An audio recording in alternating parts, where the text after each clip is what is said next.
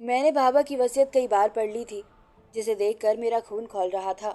2 दिन पहले ही मुझे दूसरे देश से अचानक से अपने देश में आना पड़ा, क्योंकि मेरे पापा का देहांत हो चुका था।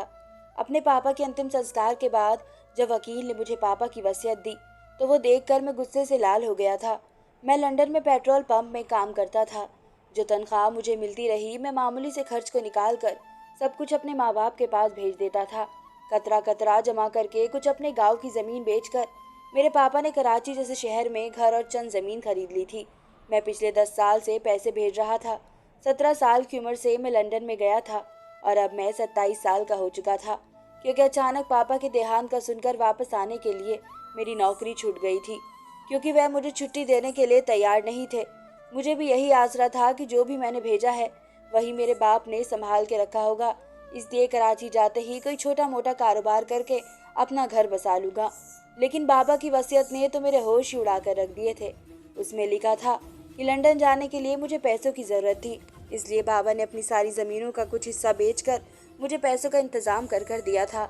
इसलिए इस घर पर और बाबा की बाकी जायदाद पर सिर्फ मेरी बहन का हक है। ये पढ़कर मेरा सर बुरे तरीके से चकरा गया था। वो एक पागल सी कम उम्र सी मेरी बहन थी, जो पागल खाने में इलाज के लिए भर्ती थी। बाबा कैसे उसके सब कुछ नाम कर सकते थे? चलो ये बात इतनी बड़ी उस वक्त ना होती जब सब कुछ उसी के नाम ही होता। मैं उस पागल से सब कुछ अपने नाम करवा कर सब कुछ अपने नाम कर लेता। लेकिन बाबा की खुदगर्जी की इंतहा ये थी कि ये भी लिखा था कि बाबा की सारी जायदाद वही ले सकता है जो मेरी बहन से शादी करेगा और उसे तलाक नहीं देगा और ना ही दूसरी शादी करेगा। मतलब मेरे सालों की मेहनत मेरे बाप ने कुएं में डाल दी थी। मेरे हाथ में एक फूटी कौड़ी भी नहीं छोड़ी थी। बाबा की जायदाद अब करोड़ों तक पहुंच चुकी थी। बाबा की वसीयत पढ़कर मेरा गुस्से से बुरा हाल था। भला इस किस्म की वसीयत का क्या मकसद था? बाबा किसी गैर को अपनी जायदाद कैसे दे सकते थे? चलो मैं अपनी बहन की शादी किसी से कर भी देता, तब भी मेरे हाथ कुछ नहीं आता, क्योंकि मुझे तो अपने बाप के घर में रहने की इजाज़त तक नहीं थी। इस घर में भी वही रह सकता था जिसकी शादी मेरी बहन से होगी। यह अजीबोगरीब वसीयत के साथ एक पत्र भी था, जिसे बाबा ने मेरे नाम लिख छोड़ा था। लेकिन मुझे पापा के ऊपर जिस कदर गुस्सा था, मैंने सब कुछ एक अलमारी में फेंक दिया था। दूसरे दिन वो वकील मेरे पास आ गया और कहने लगा कि आपको ये घर खाली करना पड़ेगा। इस घर में सिर्फ हीना की मौजूदगी और उसकी रजामंदी से ही आप रह सकते हैं। मैंने गुस्से से कहा कि वो पागल है, उसके अंदर इतनी समझ नहीं कि वह अपनी रजामंदी बता सके।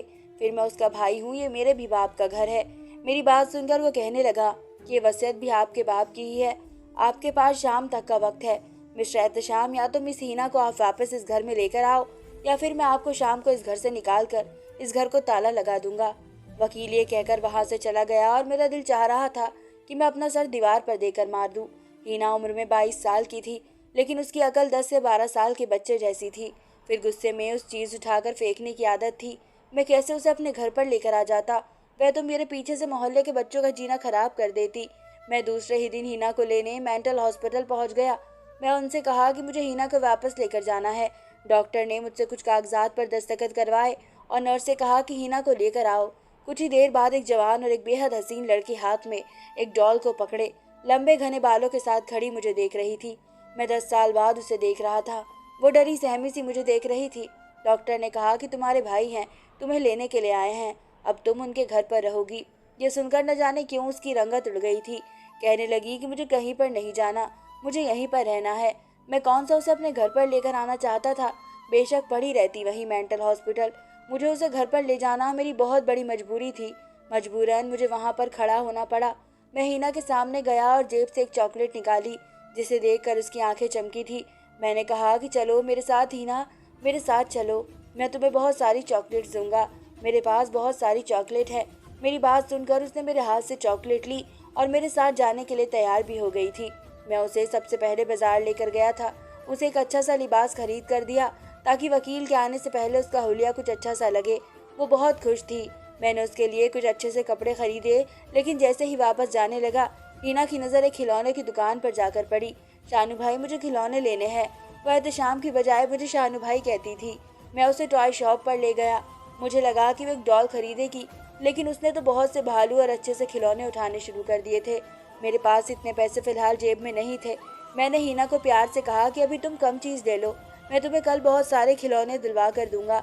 लेकिन वो जिद करने लगी।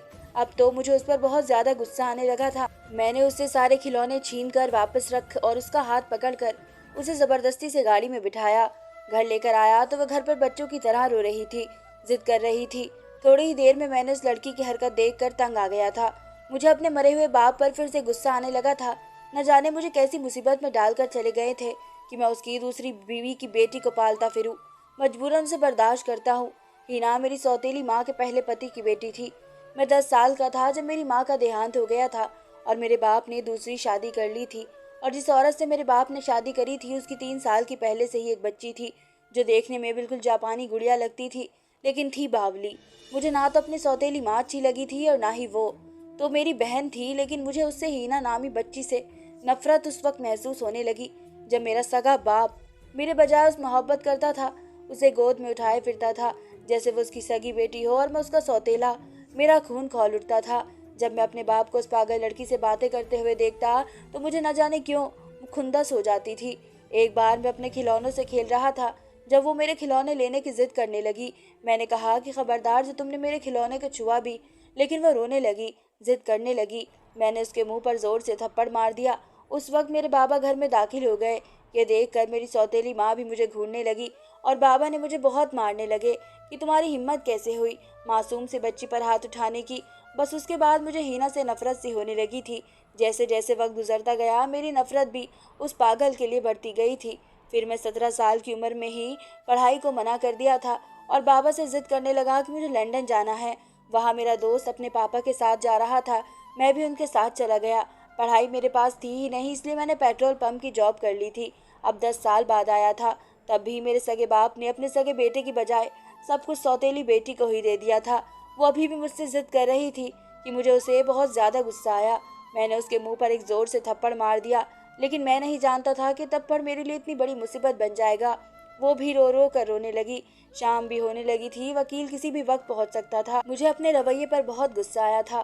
क्यों ऐसी मुसीबत को थप्पड़ मार दिया? मैंने खुद पर कंट्रोल नहीं किया और फिर हीना के पास आ गया। मैंने कहा कि देखो हीना, मैं तुम्हें कल बहुत सारे खिलौने ला कर दूंगा, अब तुम चुप हो जाओ।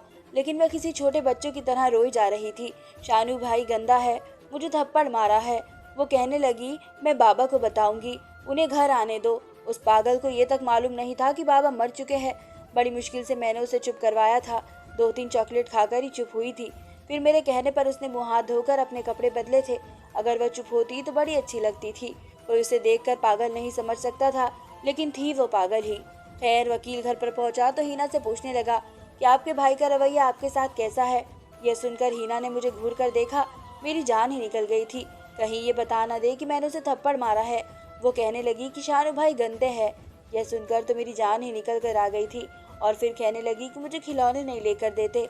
वकील ने कहा कि मैं तुम्हारे भाई को पैसे दूंगा, वो तुम्हें बहुत सारे खिलौने ला कर देंगे। ये कहकर एक चेक वकील ने मुझे दिया। कहने लगा कि तुम्हारे पापा ने 2 दुकान खरीदी थी जिनका किराया वो हीना के इलाज पर खर्च करते थे। आप ये घर पर हैं तो अब तुम ये रख लो। हीना की शादी के बाद ये चेक भी उसके पति को ही मिलेगा। यह सुनकर तो मेरी जान ही निकल गई थी। मैंने वो चेक उससे लिया। 50,000 का चेक था। बिना कमाए मेरा महीना आसानी से गुजर सकता था। अगले रोज मैं हीना को बहुत सारे खिलौने ला कर दिए थे। वो बहुत ज्यादा खुश थी।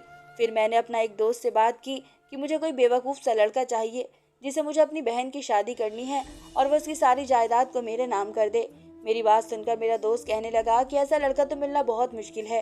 किसी गरीब लड़के को भी तुम लालच देकर अगर तुम हीना की शादी करवा दोगे तो तब भी वह ये जान लेगा कि वह करोड़ों का मालिक है तो वह तुम्हें घर से निकाल देगा। मेरे दोस्त की बात बिल्कुल ठीक थी। फिर जो कुछ मेरे दोस्त ने मुझसे कहा था मेरा गुस्सा बढ़ने के लिए काफ़ी था। मैंने उसका गिरेबान पकड़ लिया। मैंने कहा कि तुमने सोचा भी कैसे? बहन लगती है वो मेरी और मैं बेगैरत नहीं हूँ। उसने अपना गिरेबान मेरे हाथ से छुड़वा कहने लगा कि वह तुम्हारी सगी बहन नहीं है। उसका बाप कोई और था और माँ कोई और थी और तुम्हारे माँ बाप भी अलग ही अलग थे। तुम्हारा उससे शादी करना जायज़ है और इसी एक तरीके से तुम उसकी सारी जायदाद के मालिक बन जाओगे। यह सुनकर तो मैं चुपचाप हो गया था। मेरा दोस्त वहाँ से चला गया और मैं सोच में पड़ गया। लेकिन जब भी मैं हीना से शादी के लिए सोचता तो मेरा दिल घबराने लगता था। लेकिन मैं कैसे उससे शादी कर सकता था? मुमकिन ही नहीं था। लेकिन ये बात भी ठीक थी कि मैं जिससे भी हीना की शादी करता हुए करोड़ों को देखकर मुझे ही मेरे घर से और मेरे बाप की जायदाद से बेदखल कर देता। मुझे लगा कि फिलहाल ये सब करने में कोई हर्ज भी नहीं है। मैं दूसरे दिन अपने दोस्त से कहा, तुम्हारी बात बिल्कुल ठीक है, मैंने वकील से भी बात की है, वह मेरी और हीना के रिश्ते के बारे में जानते थे, इसलिए कहने लगे ठीक है, लेकिन आपको वसीयत तो याद है ना, ना तो आप दूसरी शादी कर सकते हैं और ना ही हीना को छोड़ सकते हैं। इस सूरत में आपसे सब कुछ छीन लिया जाएगा। ये वो कांटा था जो मेरा हलक में जाकर अटका था। मैं तो भूल ही गया था कि मेरे बाप ने मेरे लिए कौन कौन सी आजमाइश डाल रखी थी। फिलहाल तो मुझे हीना से शादी करनी थी ताकि मुझे एक रकम मिलती और मैं कारोबार शुरू करता। एक बार मेरा कारोबार जम जाता फिर मसला नहीं था, फिर मैं हीना को छोड़ भी देता तो क्या फर्क पड़ता था। मैंने हीना से शादी कर ली थी। उस पागल को तो शादी की बात के बारे में भी कुछ नहीं पता था, वो सिर्फ अपने खिलौनों में ही मगन थी। शादी के बाद मैंने वकील से एक रकम के लिए कहा था, जो मुझे मिल भी गई थी। मैंने अपने गारमेंट की एक छोटी सी फैक्ट्री बनवाई और काम शुरू कर दिया। लेकिन मसला हीना का था। कोई भी नौकरानी मेरे घर में रात दिन रुकने के लिए तैयार नहीं थी। वो कहती थी कि ये पागल लड़की बिल्कुल आपसे बाहर हो जाती है, हमें बांट डालेगी। मैं दिन में नौकरानियों से घर का काम करवा कर खाना पकवाता था और फिर उसके बाद जाने के घर पे ताला लगाकर घर से चला जाता था, और जब घर पर वापस लौटता तो पूरा घर बिखरा हुआ होता था। हीना कुछ खाना खाती थी, बाकी सब फर्श पर गिरा हुआ मिलता था। खुद वह खिलौनों से खेल रही होती थी। मुझे देखकर मेरे पास आ जाया करती थी, शानू भाई मेरे लिए चॉकलेट लेकर आए हो। मैं जेब से एक चॉकलेट निकाल कर उसे दे देता। घर की बिखरी हालत देखकर मुझे हीना पर बहुत ज्यादा गुस्सा आने लगा था। मैंने अब उसे डांटना शुरू कर दिया था। मैं थका हारा घर पहुंचता था और घर की हालत देखकर मेरा दिल चाहता था कि हीना का गला दबा दूं। एक रात में गहरी नींद सो रहा था जब बादलों की जोरदार आवाज पर मेरी आंख खुल गई। बाहर बारिश के शोर से मुझे एहसास हुआ कि बाहर बहुत तेज बारिश हो रही है। इस वक्त मेरे कमरे का दरवाजा यूं खुला जैसे कि भूकंप आ गया हो, और मैं जल्दी से उठकर दरवाजा खोल हीना बाहर सामने बदहवास सी खड़ी थी। चेहरे की रंगत उड़ी हुई थी, बहुत ही ज्यादा डरी हुई थी। मुझे देखकर मेरे पास आई तो मैं जैसा सहम सा गया था। ये क्या हरकत थी? कहने लगी, शानू भाई मुझे डर लग रहा था। मैंने कहा, पीछे तो हटो मुझसे। हीना, क्यों डर लग रहा है? वह मुझे पकड़े हुई थी। मैंने बहुत ही मुश्किल से अपने आप को उससे हटाया था। बारिश बारिश से डर लग रहा है। वो बुरे तरीके से कांप रही थी। उसकी हालत ये थी कि न जाने उसे क्या हो जाएगा। मैंने उसे अपने बेड पर लेटा दिया। वो मेरा हाथ पकड़ कर लेट गई। कुछ देर में सो भी गई थी, लेकिन मुझे नींद नहीं आ रही थी। वो आखिरकार इतनी खूबसूरत थी, मैं जितना चाहता उसकी तरफ ना देखूं, लेकिन मेरी नज़र पूरे कमरे में घूम फिर कर उसी के ऊपर आकर टिक जाती थी। मैंने जब देखा कि वो गहरी नींद सो गई है तो अपना हाथ उसके हाथ से खींच लिया और सोफे पर जाकर लेट गया। काफ़ी देर सोने की कोशिश करता रहा। उन्हीं दिनों मेरी फैक्ट्री में एक लड़की भी जॉब करने लगी थी, जो बहुत ही ज़्यादा खूबसूरत थी। मुझे भी अच्छी लगने लगी थी। बहुत ही जल्द हम दोनों एक दूसरे के लिए पसंदीदा रखते थे। एक बार मैं उसे अपने घर पर ले गया। उसे देखकर हीना के माथे पर गुस्सा आने लगा। कहने लगी कि मेरे घर पर क्यों आई है, इसे घर से निकालो। यह सुनकर मरियम का मुझे देखने लगी। कहने लगी कि एहतशाम, तुमने एक पागल लड़की को घर में क्यों रखा हुआ है? मैंने कहा कि मेरी मजबूरी है। फिर मैंने मरियम को सब कुछ बताया और फिर मरियम कहने लगी कि जल्द से जल्द अपना पीछा छुड़वाओ, मैं शादी के बाद इसे बिल्कुल भी बर्दाश्त नहीं करूंगी। मैं सुनकर चुप हो गया था। मैंने मरियम को पसंद करने लगा था और इसलिए मेरी कोशिश थी कि जल्द से जल्द मेरा काम जम जाए तो मैं हीना से पीछा छुड़ा लूं। फिर मुझे मरियम ने एक सुझाव दिया कि मैं हीना को स्लो पॉइजन देना शुरू कर दूं। इस पागल लड़की भी की कोई जिंदगी है, इसका मर जाना ही बेहतर है। इसी तरह से मेरी जिंदगी में खुशहाली आ सकती है और स्लो पॉइजन से किसी को मुझ पर शक भी नहीं होगा। मुझे मरियम का मशवरा अच्छा लगा था। मैंने ऐसे ही दवा हीना के खाने में मिलाकर देने लगा था। कभी उसे वो पाउडर आइसक्रीम में डाल कर देता। मैं भी यही चाहता था कि वह मर जाए। खैर, वक्त इसी तरीके से गुजरने लगा था। एक बार घर में दाखिल हुआ तो मुझे हीना के रोने की आवाज़ आ रही थी, लेकिन हीना मुझे कहीं पर नज़र नहीं आ रही थी। वो शायद अपने कमरे में थी, क्योंकि उसके रोने की आवाज़ वहीं से आ रही थी। मैं जब उसके कमरे का दरवाज़ा खोला और मैं दाखिल हुआ तो मेरी तो जान ही निकल गई थी। वह एक कोने में डरी हुई चुप सी बैठी थी। मुझे देखकर बहुत शर्म आई थी। उसका लिबास जगह जगह से फटा हुआ था। उसके कमरे का हाल को और हीना की हालत को देखकर मुझे समझने में ज़्यादा देर नहीं लगी थी कि कोई इसकी इज्जत को आकर ख़त्म कर गया था। मुझे देखकर वो डर रही थी। कहने लगी कि जाओ यहाँ से, मुझे मत मारो, मैं बाबा को बताऊंगी तुमने मेरे साथ ये कहकर। वो रोने लगी। पहली बार मुझे उसकी हालत देखकर बहुत दुख हुआ था। मैंने उस पर बेड की बिखरी हुई चादर लाकर उड़ा दी और उसके पास जाकर बैठ गया। मैंने कहा कि मेरे पीछे कोई आया था, यहाँ पर कौन आया था? मेरा बस नहीं चल रहा था कि उस आदमी का खून पी जाऊं जिसने इस मासूम सी लड़की के साथ ये जुल्म किया था। वो बहुत डरी हुई थी, पता नहीं क्या क्या बातें कह रही थी और कहने लगी, मेरे बाबा को बुला दो, मुझे बाबा के पास जाना है। मैंने कहा, मुझे बताओ कि कौन आया था, मैं लेकर आ जाऊंगा। वो घर में अकेली रहती थी, ये बात सारे मोहल्ले वाले जानते थे। यकीनन जो कोई भी इसी मोहल्ले से था, कहने लगे कि वह जो दूध लेकर सुबह आता है वह था शानू भाई, उसने मुझे बहुत मारा था। ये देखो मेरे कपड़े। ये कहकर वह अपने फटुबाजी मुझे दिखाने लगी। उसका चेहरा जख्मी था। पहली बार मुझे उस पर बहुत ज्यादा तरस आया था।